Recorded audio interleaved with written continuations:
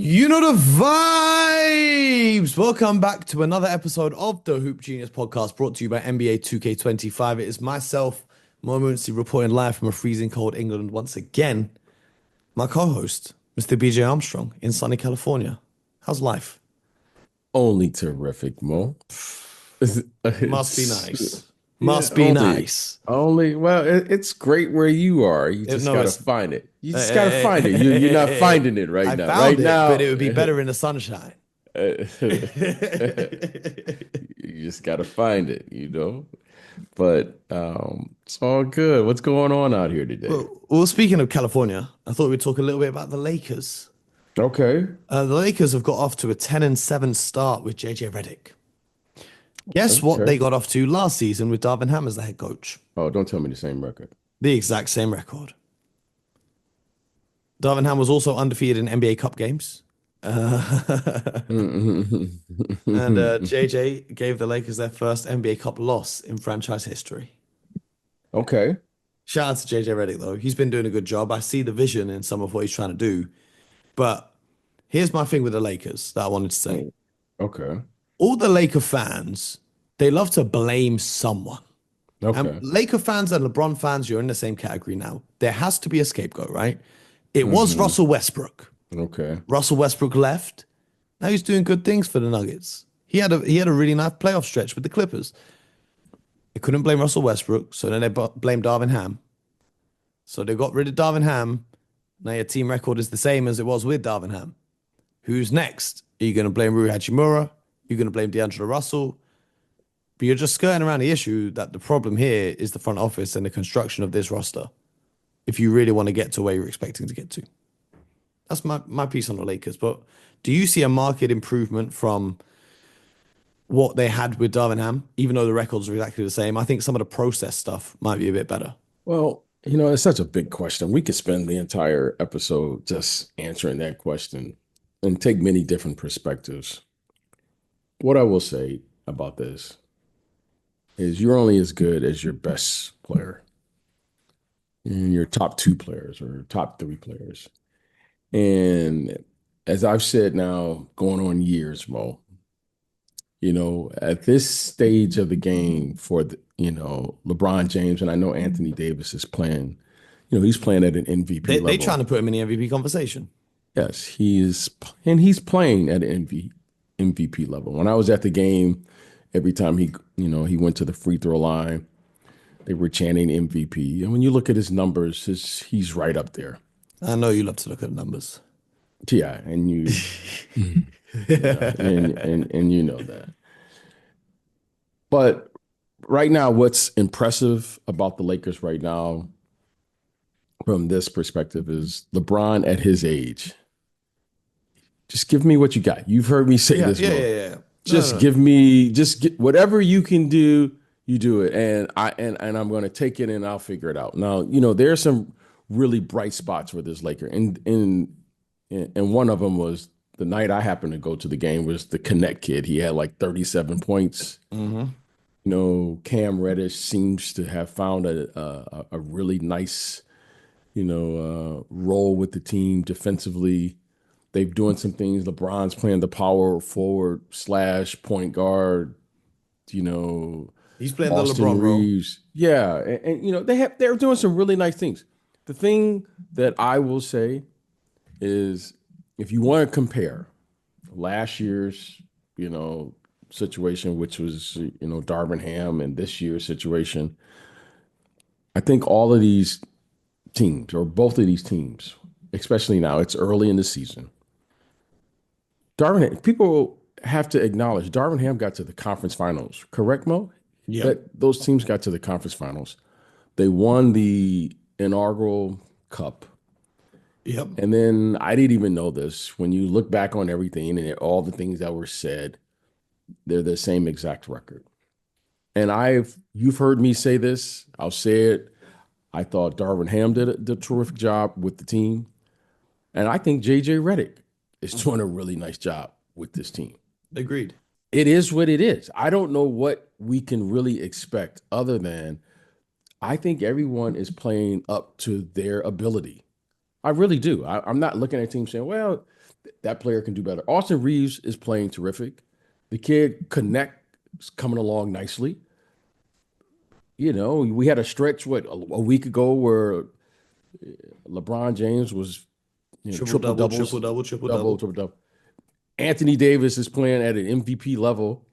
What do we really want? I'm not here to blame anyone. This is what you want.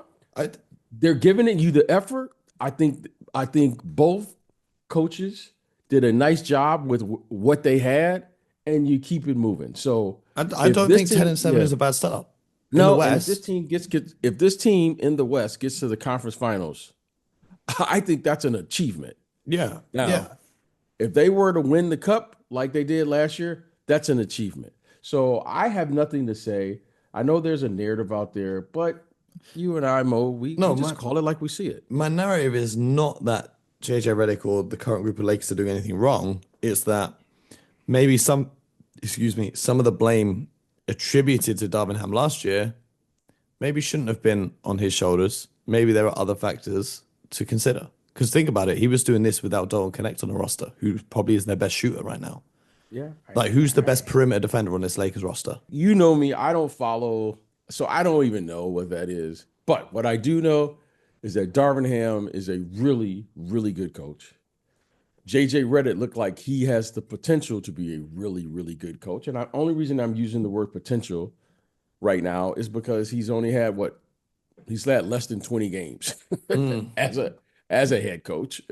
So, hmm but based on what I can see from afar, he looked like he has an opportunity to really settle in the NBA, hmm and he's gonna find his rhythm, and he looks like he's well on his way. So I don't know what we expect here other than, I know there's a lot of things that, in today's media, but I don't think it warrants any criticism from either coach or with this team because you are who you are. Yeah. And this team is in the West, which Mo, you say it all the time. You always say the West is far superior than the East, and I always try to bring you down a little bit when you say that, but I can't, the Western Conference is tough. And right there, the Lakers are right in the thick of things. So what else can we say? The Eastern Conference, speaking of Darvin Ham, he's now an assistant with the Milwaukee Bucks, who have finally, Mm. 18 games into the season, reached a 500 record. They have won five straight. Their road record improved to 2-6 with a win in Miami last night. BJ, that game, the Bucks, you called me and you said, "Oh, wow, the Bucks are killing the Heat. They were up like 20 points." Hmm. It ended up being a 3-point game, and I really thought that Miami were going to run away with it. They had two chances to win the game down the stretch. But the Bucks minus Giannis, minus Chris Middleton still, they managed to sneak out of there with a W. They're 3-0 in NBA Cup play. Maybe Darvin Ham really is the NBA Cup whisperer because he has never lost a game as a coach or an assistant in the NBA Cup. How about that? How about that? Yeah. Well, you know what? What a terrific win, especially minus Giannis. Okay, minus Chris Middleton, who hasn't played all season, but that's a big time win, and it was on the road. So whatever has happened down there in Milwaukee, you know, we love to blame, we love to criticize. However, let's give these guys credit. The Milwaukee Bucks, those veterans down there, they didn't push the panic button, and they're just playing basketball. And they found something. I don't know what they found. I've watched them play a couple times in this what is that, 5-6 game winning streak? Five I don't know games. yeah, I don't know what they found, but I can say this: they're continuing to fight, and they're showing up to the game, and they're playing, they're competing, and you got to give them credit. So now, Mo, we know they have the capability to win games. We know they have the capability to play up to their potential. And now, Mo, you never know. It looks like they are beginning to turn the corner. I don't want to speak too fast here, but give them Yeah. credit. Give those guys credit. And again, this guy Brook Lopez just is The quietly going unsung about. hero of the Bucks right Yes, now. yes. Even last Brook, night against the Heat, he's the one who blew up what Eric Spoelstra was running for the Heat to potentially win the game. Yeah, His positioning on the court alone, where he denied the cutter to the hoop and then closed out to the three as well. I've never seen a player make such a transformation in the way they play from the start of their career to this part of their career. I mean, he did a complete 180, right? He's had two careers. In my eyes, he has had two NBA careers because Brooklyn or New Jersey, Brook Lopez versus this guy, they're not the same guy. No, They're not the same guy. Exactly. So, shout out to Brook Lopez. When you talk about making a contribution to your team, I don't know how many players can actually do that. We should create our own category for Brook Lopez. And Al Horford. Yeah. Al Horford is another one. You know what? He is. I don't think to the extent of Brook, but there you are. You know what? When I think about it, Al might be the same. He shoots the three at a high clip now. Al was never really an offensive player. Not really. He wasn't he didn't run this. But if he was going to score, it was going to be the dunker spot, maybe a mid-range, maybe a post-up. He was never, at the start of his career, chilling out on the three-point line. But this guy, Brook Lopez, he's clearly now a stretch five. No, he's been a stretch five. So here's the numbers for you. His first 1, 2, 3, 4, 5, 6, 7, 8 seasons in the NBA, he did not attempt a three-pointer. How about that? Turns up in 2016 and decides to start shooting 5 of them a game. And he stayed around that ever since. How about that? Yeah, let's have a look at Al Horford. Yeah. His first 1, 2, 3, 4, 5, 6, 7, 8 seasons, no three-pointers attempted, like 0.4 maybe in one season. And then he decides to start shooting 3 of them a game. And as of more recently, he now shoots 5 of them a game. So they're the exact same. At the center position. That's what's so amazing to me. And I have had the pleasure of knowing both of these young men for practically their entire career. And it's just amazing to see when you study the game and you figure out every year. And you know what I love, Mo, about this is you don't see those guys on Instagram posting their workouts. You don't see these guys. They just get the work done, and then you can see what they bring to their game because they understood that what they had to do to contribute to the game and how they had to play. So shout out to both of those guys. Both of those guys they are champions. Both of them, I think, have had somewhere arguably a Hall of Fame career. Both of them. And what they've been able to do, their longevity, their contribution to the game. Both of them are really good defensive players in addition to completely changing their game around. And at the center position, both of them bring this unique, creative way of being a three-point shooter, a three-point threat at the center position. And I knew both of them before they were even shooting threes. That's the funny part. Is these guys had no idea or they didn't even look at the three-point line. So we know the guys who don't become good three-point shooters. You know why? They ain't working. There you go. Speaking of great big men, let's talk about one of my favorite players, Alperen Sengun. Oh yeah. Did you see how he closed out that game last night against the Wolves? Yeah. Well, I hits the hook shot over Rudy, then he hits the too small the whole way down the court. I saw the highlights, but Sengun, did he have a triple-double last night? Did I see that? So last night it was an interesting game, right? Because the Rockets were up big. And the Rockets are big, Dylan Brooks is talking his trash and da-da-da. And then the lead starts to slip away and slip away and slip away. And he did have a triple-double, 22, 10, 11 with 3 steals and 3 blocks, by the way, matched up against 10,000-time Defense Player of the Year, Rudy Gobert. But then the final minute for the Timberwolves, because they had taken all the momentum of the game. They got the home crowd cheering them on what might be the ugliest floor in the NBA. It's like that green, with the jersey. I don't know what they're doing. Mission accomplished. We're talking about it. Mission accomplished. Yeah, and should I tell you what else we can talk about? Some of those in-season tournament courts, the yellow ones, just look like someone peed all over the floor. Why are they yellow? Did you just say that? Yes. On air. Yes. They are disgusting.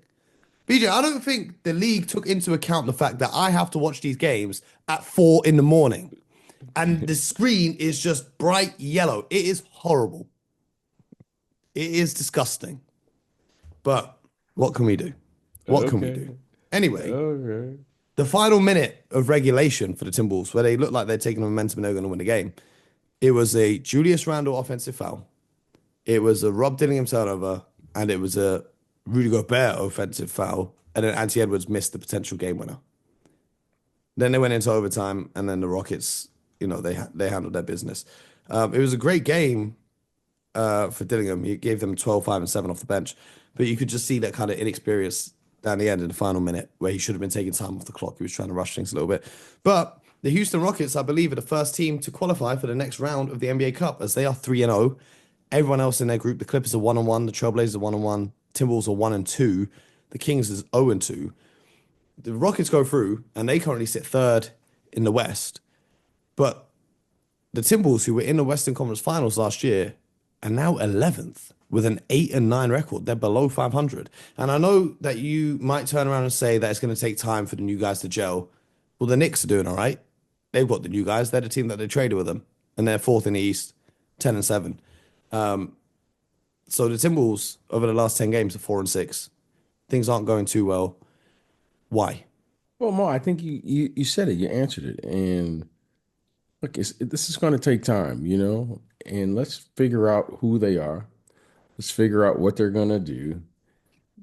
Mike Conley, if I believe, didn't play, right? Did Mike Conley play last night? No. Okay. They started with DiVincenzo at the point guard. Yeah. So, again, if we've learned anything from the Milwaukee Bucks, who we just talked about, 5 minutes ago, yeah, you don't push the panic button. I like this roster. I like this team. I like what they do, and it's going to take time. Now, when you start playing in a competitive game and you're minus your starting lead guard, that's difficult to overcome. I think once they get all their players back, for whatever the case may be, they will be okay. Mike Conley, DiVincenzo, if you're saying that's my 48 minutes at that guard position, I feel pretty good about that. I feel good about Rudy Gobert, Julius Randle, Anthony Edwards, Nikhil Alexander-Walker, yeah. Jay McDaniels, Naz Reid.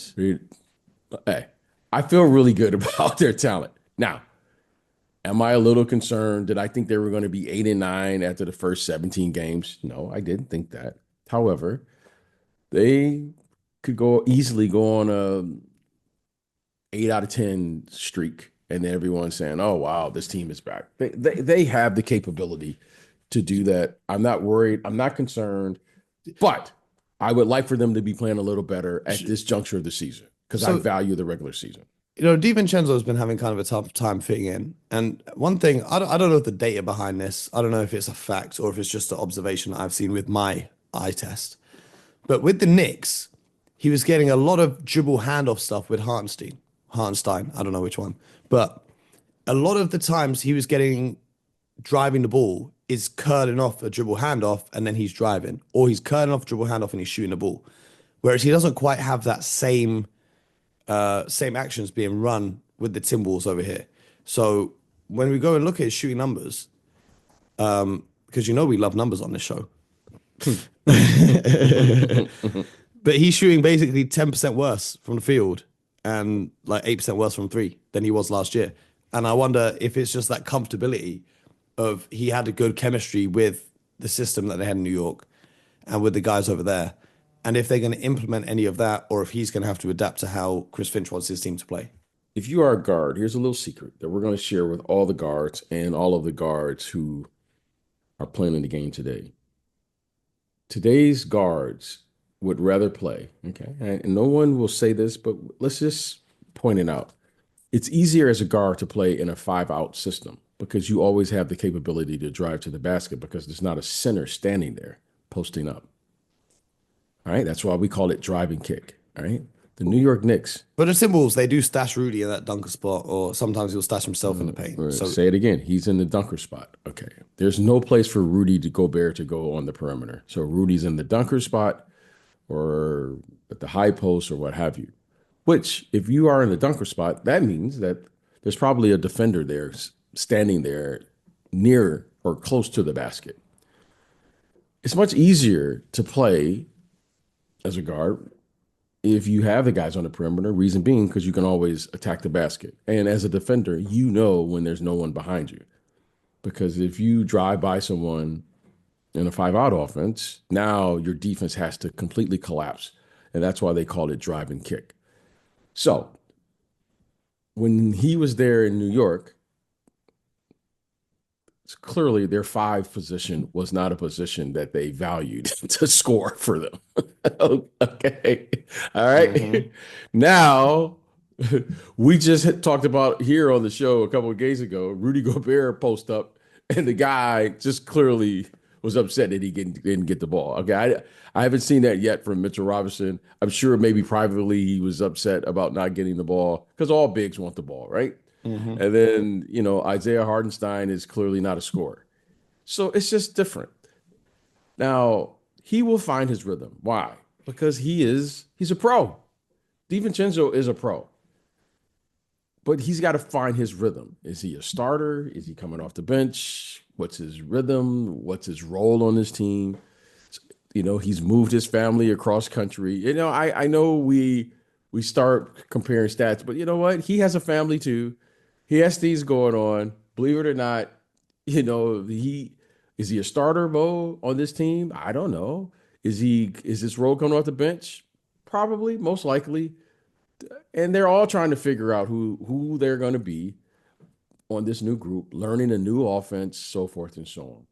So he'll be fine. He's been around. He understands the game. He's an elite player at his position, and he's valued all around this league. So I have no concerns about him whatsoever. When they get to the playoffs, he's going to show up, and during the course of the season, he will find his rhythm, and he will be back doing what he does. That's what a pro does. They figure it out. Because there were rumors that the Timberwolves would be looking to trade him, and other teams were expressing interest. But do you think the Those Timberwolves are the see where him? do those rumors come from? Like where did those rumors get? I don't know. I But need somebody to put but some but names this to is what those this to is what those I'm rumors. saying is, do you not think when the Timberwolves traded for him and Randall that they envisioned having both of them on their team? Not we just want Julius Randle or trade Steven. Do you know what I'm saying? It doesn't make too much sense to me. When I look at the trade as an executive, DiVincenzo is a very valuable piece. They received in that trade what I call 2 rotational players. Hmm. Okay, And he's under if you could contract for the next 2 years after this one at a very, very good yeah, price. yeah. If you when you look at this trade, okay, there's headlines, and then you look at the trade. You're getting 2 rotational players. Mo, I say this, and I'm just saying it very respectfully. When you have a player and you're able to get 2 players for one, you hear me say this, Mo. You have this thing in this league called roster construction. You're getting a player who is at the very least, he's a 6 man. On the downside, an elite six But do man, you I not might think add. he's better at playing off the ball rather than playing him as a point guard or as a ball handler coming off the bench? Every year your role changes. Every year your team may change. This is part of being a professional.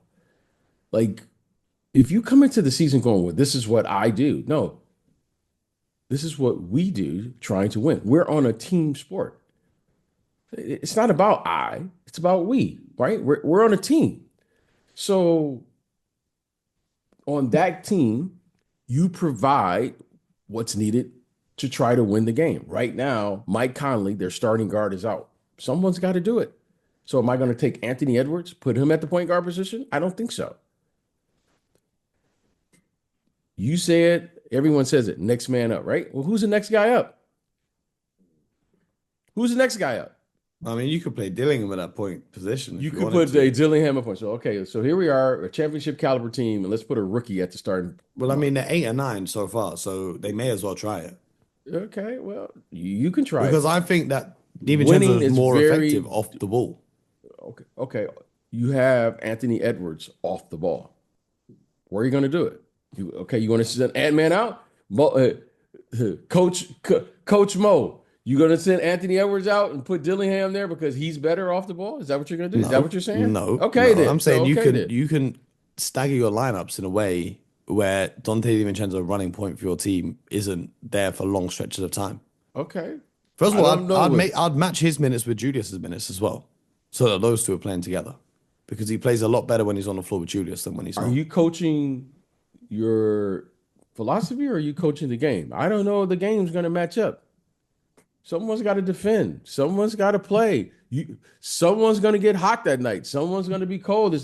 Are we coaching our philosophy or are we coaching the actual game? DiVincenzo, this is what we need you to do right now. We need someone to initiate our offense, check, and we need someone to defend the other team's best lead guard, check.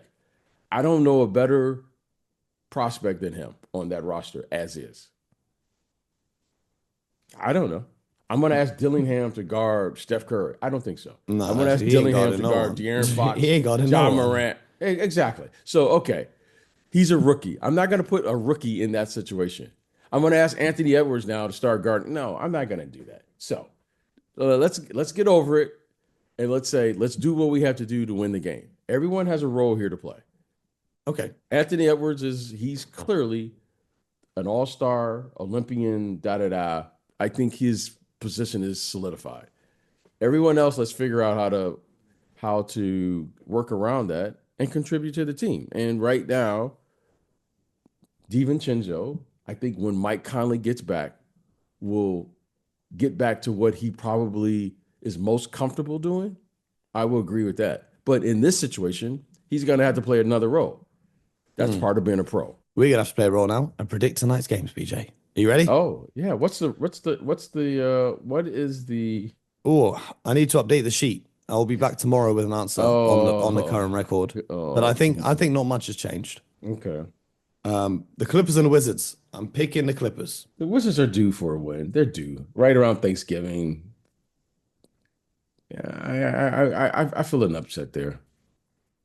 It's not really an upset. It's just Clippers been on the road for a little bit. Okay, Thanksgiving, that is an everyone's gonna upset. Yeah. be The yeah. Rockets and the Sixers. All the Rockets. Do you want the injury report? No, I do not. I do Embiid and not. Paul George are out to the Uh, surprise of millions around the world. Oh wait, to the surprise of absolutely no one. The Bulls and the Magic. I'm going Orlando. yeah, I'm going to go Orlando because I keep thinking that they minus Paulo, but they keep winning. So I'm gonna go Magic. Trailblazers and the Pacers. I'm going Oh wow. Pacers. Trailblaze, shout out to Chauncey Billups. Yeah. This team is playing much better this year. Yep. I'm gonna go Pacers, but I'm secretly I think I'm rooting for the Trailblazers. How about Donovan Mitchell and Darius Garland going up against the Great Barrier Thief as the Atlanta Hawks visit the Cleveland Cavaliers? Cavs. Yeah, Trae Young's a game time decision, by the way. The What's wrong with Heat, Trey? What's wrong bro, with him? there's always something. The Heat and the Hornets. The Heat coming off a back to back, The visiting the Heat need Charlotte this game. Hornets. The Heat need this game. They need to get this game to get back to like 500. They need this game. Yeah, they're 7-8 right now. I'm picking the Heat. I'm picking the Heat. A really fun one: the Knicks and the Mavs. Luka Doncic is out. What's wrong with Luca? What's Thompson, wrong with Luca? Clay Thompson game time decision. Luka Doncic's been out for a while now. He picked up that injury. What was it 4 games ago now? 3 games ago. It's a right wrist strain. So Knicks. he hurt his wrist. Knicks on the road. They picked up the big win in Denver. That was a big win. And Jokic played. That was a big win. Oh, we got a real stink fest in the next one. The Oh, Raptors and the stop it. Pelicans. Stop it. 4-14 for both teams. Who's playing? I need an injury report. Bruce Brown is out. Hey, DJ Carton game Alfred time Payton. decision. Alfred Grady Payton Dick had out. 20 assists the other night, Kelly by the Olynyk way. is out. Emmanuel Quickly is out. Jose Alvarado is out. Herbert Jones is out. Che Murphy is out. DeJounte Murray game time decision. Zion Williamson out. Brandon Ingram game time decision. Jordan Hawkins game time decision. So there's an entire roster that is not playing. Raptors. You know what?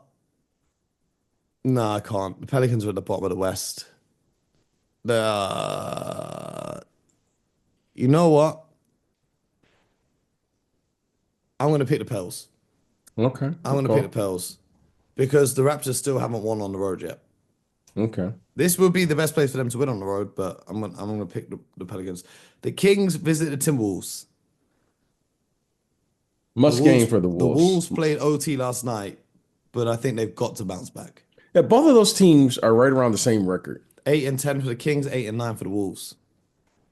I'm gonna say the Wolves need this game because they're at home. They need this game, and the Kings actually need this game too. But I'm gonna go with the They're Timberwolves. 11th and 12th in the standings.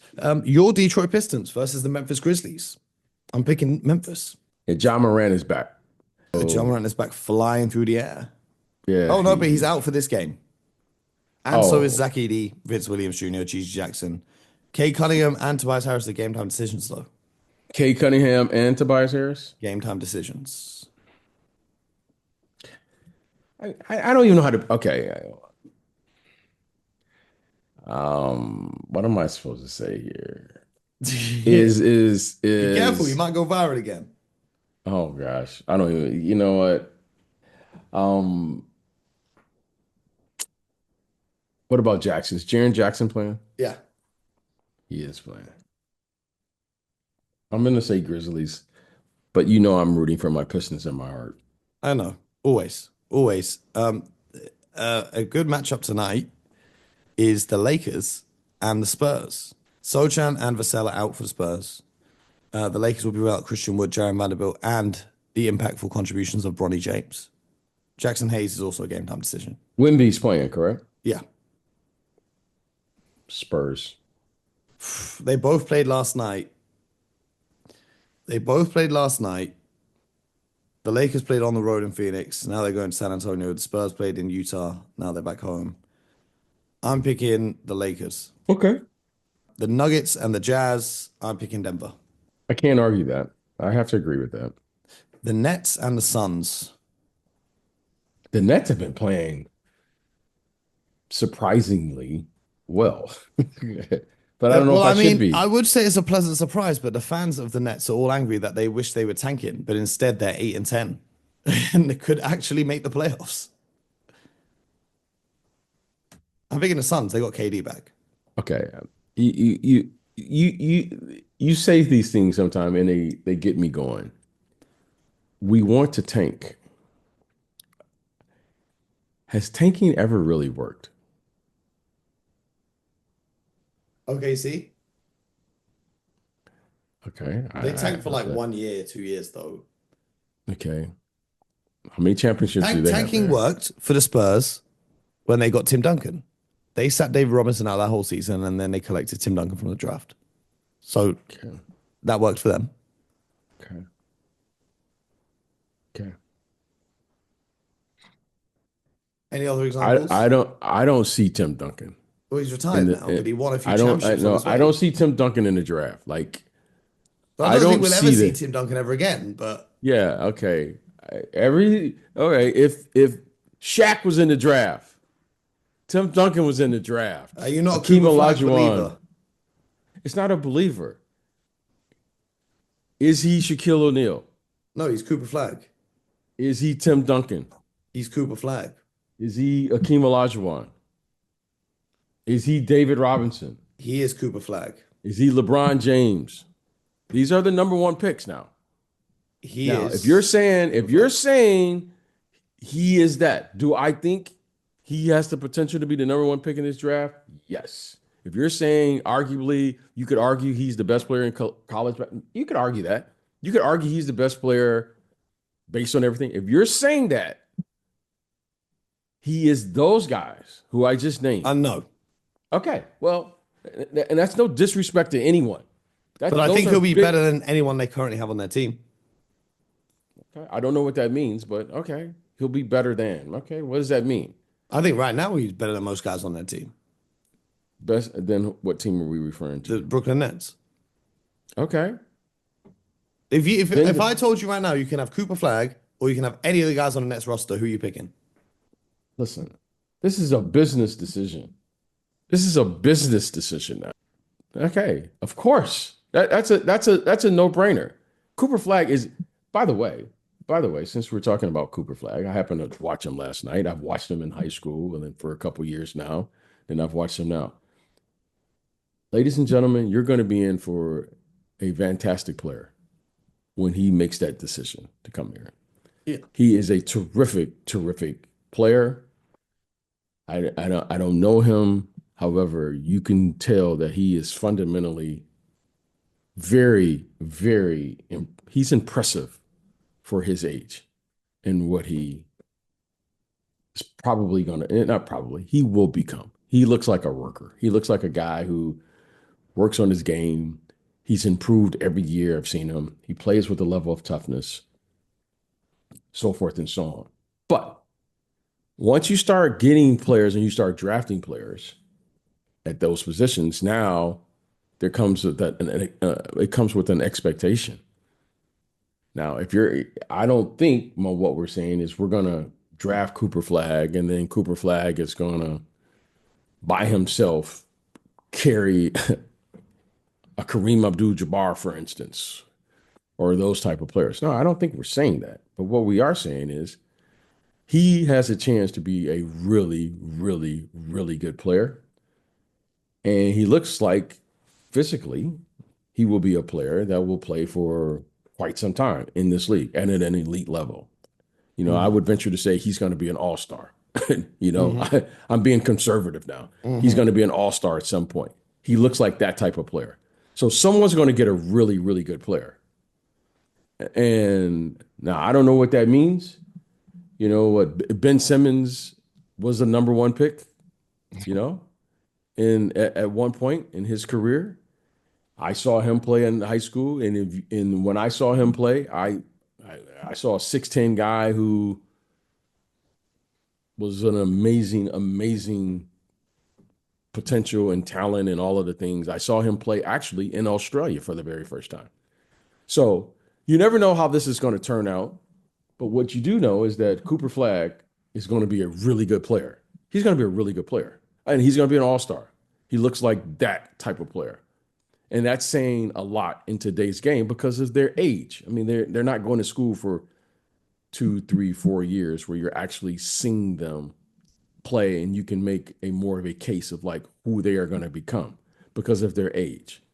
But, you know, I just want to say that because he's worth talking about right now. And by the way, he did play with the Olympic team last year. And he was cooking. Yeah, well, I don't know. You were there. I wasn't there. I didn't see it. I know there were highlights, and I always question highlights, as you know. I've And I know he took the I starters can to a 1 point game. okay. I've been in a lot of scrimmages in my life. It's a scrimmage. Okay. Let's pull the reins in a little bit. It's a scrimmage. Okay. Okay. We'll get things together. It's a scrimmage. It's not a 48-minute game. There was no travel. There's no this. There was a scrimmage in Las Vegas. Okay. But I will say this. He's going to be a really, really good player. Anyway, back to it. The Thunder take on the Warriors, top two teams in the West. The Thunder are now a game ahead in the standings, and I'm picking them to win tonight. Thunder versus who? Who are they playing? The Warriors. The Warriors. I'm going to go with the Warriors. Warriors lost last game. I think they lost to the They've lost their Brooklyn last Nets. two.